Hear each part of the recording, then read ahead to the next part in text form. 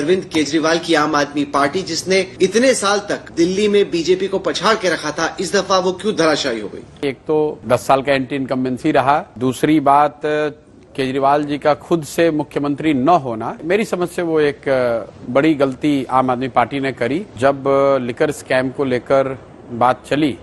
उस समय जब केजरीवाल जी को अरेस्ट किया गया, तो मुझे लगता है कि उस समय केजरीवाल जी को इस्तीफा दे देना चाहिए था। और अगर उन्होंने उस समय इस्तीफा नहीं दिया तो फिर जेल से बाहर निकलने के बाद इस्तीफा देकर किसी दूसरे को मुख्यमंत्री बनाना शायद स्ट्रैटेजिकली ठीक नहीं था।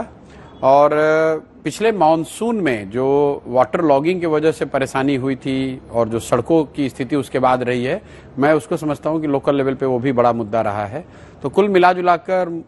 केजरीवाल जी का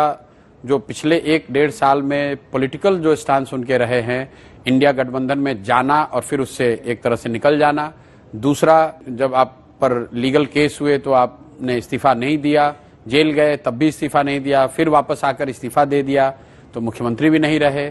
तीसरी जो गवर्नेंस को लेकर जो ढिलाई, जो एक तरह से उनकी कोर कंस्टिट्यूएंसी गरीबों की थी, झुग्गी झोपड़ियों की थी, उनको पिछले मॉनसून में जो तकलीफ हुई वाटर लॉगिंग की वजह से और खराब सड़कों की वजह से, उससे कहीं ना कहीं गवर्नेंस मॉडल को भी धक्का लगा। कुल मिलाजुलाकर इन 3-4 बातों का प्रभाव रहा होगा, जिसकी वजह से उनके मुझे लगता है कि 8-9% वोट शेयर कम हुआ है।